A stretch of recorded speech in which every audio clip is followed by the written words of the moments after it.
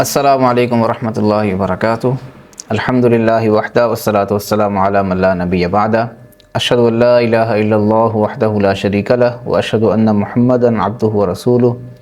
رب اشرح لی صدری ویسر لی امری واحلل عقدۃ من لسانی یفقہوا قولی۔ قال اللہ تبارک و تعالی فی القرآن المجید، اعوذ باللہ السمیع العلیم من الشیطان الرجیم، ونفخ فی الصور فاذا هم من الاجداث الی ربہم ینسلون۔ اور سور میں پھونکا جائے گا تو اچانک وہ قبروں سے اپنے رب کی طرف تیزی سے دوڑ رہے ہوں گے۔ پچھلی آیات میں اللہ رب العالمین نے یہ بات ارشاد فرمائی تھی کہ کفار نے جب یہ مطالبہ کیا اور سوال کیا بطور مذاق مسلمانوں سے، نبی کریم علیہ الصلوۃ والسلام سے کہ قیامت کب آئے گی، تو اللہ نے فرمایا کہ وہ اچانک آئے گی۔ اور یہاں پر اسی کی مزید وضاحت کی جا رہی ہے، وَنُفِخَ فِي الصُّورِ فَإِذَا هُم مِّنَ الْأَجْدَاثِ إِلَىٰ رَبِّهِمْ يَنسِلُونَ کہ پہلی مرتبہ جب سور میں پھونکا جائے گا تو سب مر جائیں گے، اور جب دوسری مرتبہ سور میں پھونکا جائے گا تو لوگ جو ہیں اپنی قبروں سے نکلیں گے اور قبروں سے نکل کر اپنے رب کی طرف دوڑتے ہوئے جائیں گے۔ تو سور دو ہی ہیں، مختلف روایات میں معلوم ہوتا ہے ایسے کہ جیسے شاید 3 یا 4 قسم کے سور ہیں، لیکن روایات کے مجموعے سے اور قرآن مجید پر غور کرنے سے معلوم ہوتا ہے کہ سور دو ہی ہیں۔ پہلی مرتبہ جب سور پھونکا جائے گا، اور سور سے مراد سینگ ہے جس میں نبی کریم صلی اللہ علیہ وسلم کے پھونک ماری جائے گی، تو یہ پہلی مرتبہ جب پھونکا جائے گا تو لوگ گھبرائیں گے اور پھر بے ہوش ہو کر مر جائیں گے۔ جب دوسری مرتبہ سور پھونکا جائے گا تو پھر جتنے بھی لوگ ہوں گے وہ سارے کے سارے زندہ ہو جائیں گے اور کھڑے ہو کر اپنے رب کی طرف چلنے لگیں گے۔ اجداث کا لفظ یہاں پر بولا گیا ہے، فَإِذَا هُم مِّنَ الْأَجْدَاثِ، اجداث جدث کی جمع ہے اور یہ قبر کو کہتے ہیں۔ ینسلون کا معنی کہ وہ قبروں سے جدا ہوں گے اور تیزی سے چلیں گے، کیونکہ اللہ رب العالمین کی طرف جب بلایا جا رہا ہے تو اب ان کے پاس کوئی آپشن نہیں ہے کہ وہ وہاں پر ٹھہرے رہیں یا وہ کہیں اور چلیں، بلکہ اب اپنے رب کی طرف چلنا ان کے لیے ضروری ہو جائے گا۔ سورۃ زمر میں اللہ تعالیٰ نے فرمایا تھا فَإِذَا هُمْ قِيَامٌ يَنظُرُونَ کہ جب سور پھونکا جائے گا دوسری مرتبہ تو لوگ کھڑے ہو کر دیکھنے لگیں گے۔ تو یہاں پر فرمایا جا رہا ہے کہ وہ بھاگ رہے ہوں گے۔ تو دونوں آیات کو جب ملایا جائے تو معلوم ہوتا ہے کہ پہلے کھڑے ہوں گے، دیکھیں گے اور پھر میدان محشر کی طرف بھاگنا شروع کر دیں گے۔ سور جب پہلی مرتبہ پھونکا جائے گا تو لوگ گھبرائیں گے اور بے ہوش ہوں گے اور مریں گے، اور دوسری مرتبہ سور پھونکا جائے گا تو زندہ ہو جائیں گے۔ اس سے معلوم ہوا کہ اصل جو طاقت ہے وہ سور میں نہیں ہے، اصل جو قدرت ہے وہ سور کی نہیں ہے، وہ سینگ کی نہیں ہے، وہ فرشتے کی آواز میں نہیں ہے، بلکہ اصل طاقت اللہ رب العالمین کی ہے۔ وہ جب چاہتا ہے جس چیز میں جو تاثیر پیدا کرنا چاہتا ہے وہ کر دیتا ہے۔ کبھی وہ چاہتا ہے تو آگ جلاتی ہے، اور کبھی وہ چاہتا ہے تو آگ ابراہیم علیہ السلام کو نہیں جلاتی ہے، بالکل متضاد کیفیت اس کے اندر پیدا ہو جاتی ہے۔ تو یہ سور پہلی مرتبہ پھونکا گیا تو لوگ مر گئے، دوسری مرتبہ پھونکا گیا تو زندہ ہو گئے۔ تو اصل طاقت اللہ رب العالمین کی ہے، اس پر ہمیں غور کرنا ہے۔ اگلی آیت میں اللہ رب العالمین ارشاد فرماتے ہیں قالوا یا ویلنا من بعثنا من مرقدنا ھذا ما وعد الرحمن وصدق المرسلون۔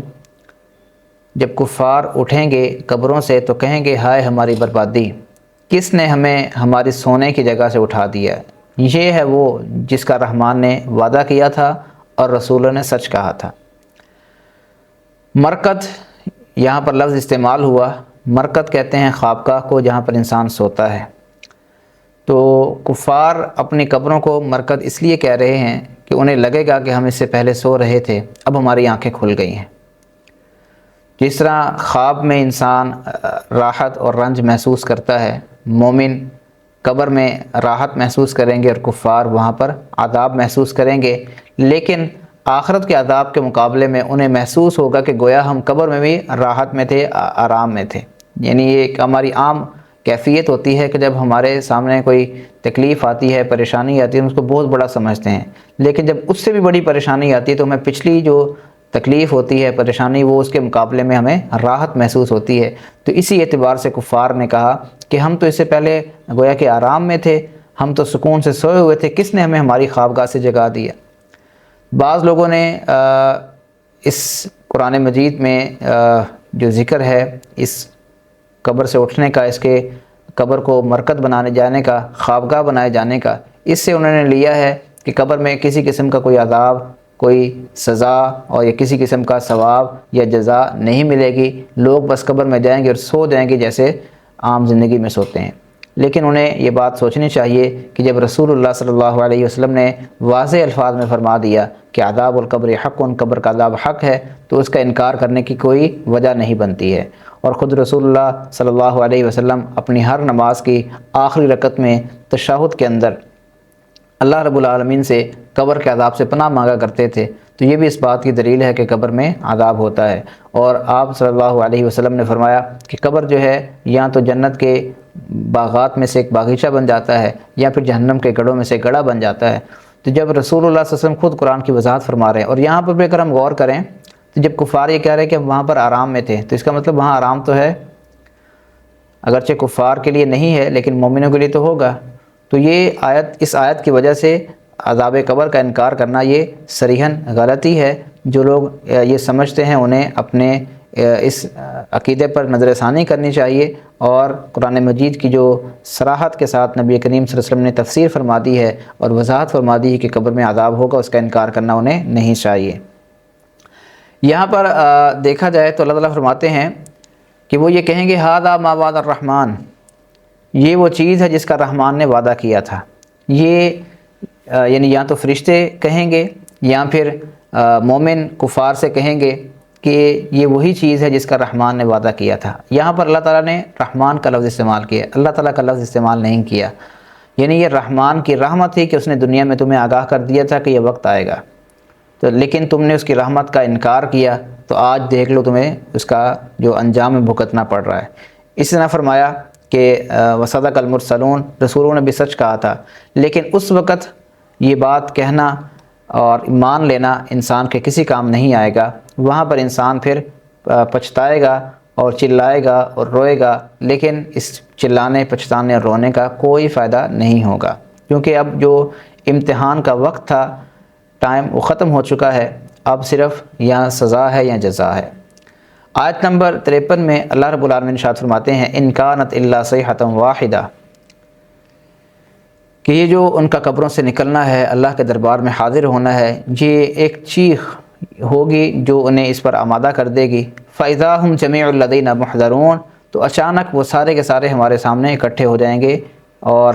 چاہے وہ چھوٹے ہوں یا بڑے، امیر ہوں یا غریب، نیک ہوں یا بد، سب کے سب اللہ رب العالمین کے دربار میں پہنچ جائیں گے، اور وہاں پر انہیں اپنا حساب کتاب دینا ہوگا۔ اگلی آیت میں، آیت نمبر 54 میں اللہ رب العالمین ارشاد فرماتے ہیں فَالْيَوْمَ لَا تُظْلَمُ نَفْسٌ شَيْئًا، اس دن کسی جان پر کچھ بھی ظلم نہیں کیا جائے گا، کسی جان پر، چاہے کوئی مومن ہے تب بھی، کافر ہے تب بھی، جس نے جو کام کیا ہوگا، جتنا کیا ہوگا، اس کو اس کا اتنا ہی صلہ ملے گا، اتنی ہی اس کو سزا ملے گی۔ وَمَن يَعْمَلْ مِنَ الصَّالِحَاتِ وَهُوَ مُؤْمِنٌ فَلَا يَخَافُ ظُلْمًا وَلَا هَضْمًا، اللہ تعالیٰ ارشاد فرماتے ہیں اگر کسی نے نیکی کی ہے تو وہ بھی ظلم سے نہیں ڈرے گا اور نہ حق تلفی سے ڈرے گا۔ وَمَن يَعْمَلْ مِنَ الصَّالِحَاتِ وَهُوَ مُؤْمِنٌ فَلَا كُفْرَانَ لِسَعْيِهِ، جس نے نیک کام کیے اس حال میں کہ وہ ایماندار تھا، مومن تھا، تو اس کی کوشش کی ناشکری نہیں کی جائے گی، اس کی ناقدری نہیں کی جائے گی، وہ اپنی نیکی کا پورا پورا بدلہ پائیں گے، اجر میں نہ کمی نہیں ہوگی۔ اور اگر کسی نے کوئی برائی کی ہے تو برائیوں میں اضافہ نہیں ہوگا، بلکہ جتنی برائی کی ہے اس کو اتنے ہی سزا اس کی بھگتنی پڑے گی۔ اللہ تعالیٰ ارشاد فرماتے ہیں وَإِن تُطِيعُوا اللَّهَ وَرَسُولَهُ لَا يَلِدْكُم مِّنْ أَعْمَالِكُمْ شَيْئًا، اگر تم اللہ کی اس کے رسول کی اطاعت کرو گے تو وہ تمہارے اعمال میں کسی قسم کی کمی نہیں کرے گا۔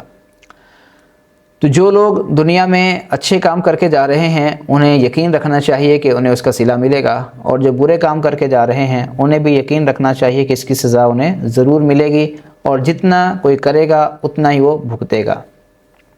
تو مومن سے یہاں پر ظلم کی نفی یہ ہے کہ انہیں ان کے اعمال کا پورا اجر ملے گا، اور کافر سے ظلم کی نفی یہ ہے کہ جو وہ کریں گے اس کی سزا وہ بھگتیں گے۔ بعض روایات میں بلکہ بعض آیات میں بھی اس بات کا تذکرہ ہے من جاء بالحسنۃ فلہ عشر امثالھا، جو ایک نیکی لے کر آئے گا تو اللہ تعالیٰ اس کے 10 گنا عطا فرمائیں گے۔ یا ایک آیت میں ہے جو اللہ کے راستے میں خرچ کرتے ہیں تو ایسے ہے کہ جیسے ایک دانہ ہے جس میں کئی یعنی ایک بالی ہے جس میں کئی دانے ہیں، اور اللہ تعالیٰ جس کے لیے چاہتا ہے مزید بڑھا دیتا ہے۔ اور حدیث کے اندر ہے، نبی کریم صلی اللہ علیہ وسلم ارشاد فرماتے ہیں، اللہ تعالیٰ نے فرمایا کہ ابن آدم کے ہر عمل کی جو جزا ہے اسے وہ ملے گی، اور اللہ تعالیٰ ایک نیکی کے بدلے میں 10 گنا یا 700 گنا تک دے سکتا ہے، اور اس سے بھی چاہے تو بڑھا سکتا ہے۔ تو یہ نیکیوں کا جو جزا ہے اس کا بڑھا دینا، یہ اللہ تعالیٰ کی رحمت ہے، یہ اللہ تعالیٰ کا فضل ہے جو مومنوں کو وہ عطا کرے گا۔ لیکن کافروں کو ان کے جو ظلم ہے، ان کی جو زیادتی ہے، ان کے جو جرائم ہیں، ان کی اتنی ہی سزا ملے گی۔ ومن جاء بالسیئۃ فلا یجزی الا مثلها وهم لا یظلمون۔ ان مومنوں کے لیے اللہ فرماتے ہیں کہ ہم 10 گنا بڑھا دیں گے، لیکن جو برائی کر کے آئے گا اس کو اتنی ہی سزا ملے گی جتنا اس نے برائی کا ارتکاب کیا ہوگا۔ تو اللہ رب العالمین سے یعنی دعا کرنی چاہیے، اللہ رب العالمین سے مانگنا چاہیے کہ اللہ تعالی ہمیں جو ہم کر کے جائیں اس کا صلہ عطا فرمائے، اور یہ صلہ اسی وقت ملے گا جب ہم کام اللہ کے لیے کر کے جائیں گے۔ جب اللہ کے لیے نہیں کریں گے، دوسروں کے لیے کریں گے، دوسروں کو دکھانے کے لیے، چاہے وہ قیام اللیل ہو، چاہے وہ نماز تراویح کا اہتمام ہو، چاہے وہ روزے کا اہتمام ہو، چاہے وہ سحری اور افطاری کا بندوبست کرنا ہو، یا صدقہ خیرات کرنا ہو، کوئی بھی کام ہے اگر وہ اللہ تعالیٰ کو راضی کرنے کے لیے نہیں ہے تو وہ آخرت میں ہمارے فائدے میں نہیں جائے گا، وہ الٹا ہمارے لیے نقصان کا باعث بن سکتا ہے۔ جیسے کہ رسول اللہ صلی اللہ علیہ وسلم نے ارشاد فرمایا کہ قیامت کے دن اللہ رب العالمین سب سے پہلے 3 قسم کے لوگوں کو جہنم میں پھینکیں گے۔ ان میں ایک عالم ہے، ایک سخی ہے، اور ایک مجاہد ہے، جنہوں نے یہ بڑے بڑے کام کیے لیکن اللہ کو راضی کرنے کے لیے نہیں تھے، دوسروں کو دکھانے کے لیے تھے۔ تو فَالْيَوْمَ لَا تُظْلَمُ نَفْسٌ شَيْئًا وَلَا تُجْزَوْنَ إِلَّا مَا كُنتُمْ تَعْمَلُونَ۔ اللہ تعالیٰ فرماتے ہیں اس دن کسی پر ذرہ برابر بھی ظلم نہیں ہوگا، جس نے جس نیت سے کام کیا ہوگا اس کو اس کے مطابق جزا مل جائے گی۔ اگر ذرہ برابر بھی نیکی کی ہے لیکن حسن نیت کے ساتھ، اخلاص کے ساتھ اللہ کو راضی کرنے کے لیے، تو اس کا اجر کتنا بڑھ جائے گا۔ رسول اللہ صلی اللہ علیہ وسلم ارشاد فرماتے ہیں کہ بندہ اگر اللہ کے راستے میں کھجور بھی صدقہ کرتا ہے تو اللہ رب العالمین اس کا اجر اتنا بڑھا دیں گے، قیامت کے دن بندہ جب اس کو دیکھے گا تو اسے لگے گا یعنی ایک پہاڑ کے برابر اس کو اجر مل رہا ہے۔ اور اس کے بالمقابل اگر یہ جیسے میں نے پہلے ذکر کیا، بڑی بڑی نیکیاں کی، علم سیکھا سکھایا، قرآن پڑھا پڑھایا، مال خرچ کیا، جان قربان کر دی، لیکن نیت اچھی نہیں تھی، تو اس کا کوئی بھی صلہ اللہ کے دربار میں ملنے والا نہیں ہے، بلکہ ان لوگوں سے جہنم کو سب سے پہلے بھڑکایا جائے گا۔ تو وَلَا تُجْزَوْنَ إِلَّا مَا كُنتُمْ تَعْمَلُونَ۔ اللہ فرماتے ہیں جو بھی تمہیں جزا مل رہی ہے آج قیامت کے دن، تو یہ تمہارے اپنے اعمال کا صلہ ہے، جو تم نے کیا تھا، جس نیت سے کیا تھا آج اس کو بھگت لو۔ اچھا کیا تھا تو اچھا ملے گا، برا کیا تھا تو برا، تمہیں اس کی سزا مل رہی ہے۔ اللہ رب العالمین سے دعا ہے کہ اللہ تعالیٰ مجھے اور آپ کو سمجھنے کی، اپنی نیت کو خالص کرنے کی، اور رمضان کے ان جو چند ایک ایام باقی رہ گئے ہیں، اپنے آپ کو اللہ تعالیٰ ہمیں بہتر بنانے کی توفیق عطا فرمائے۔ وآخر دعوانا الحمدللہ رب العالمین۔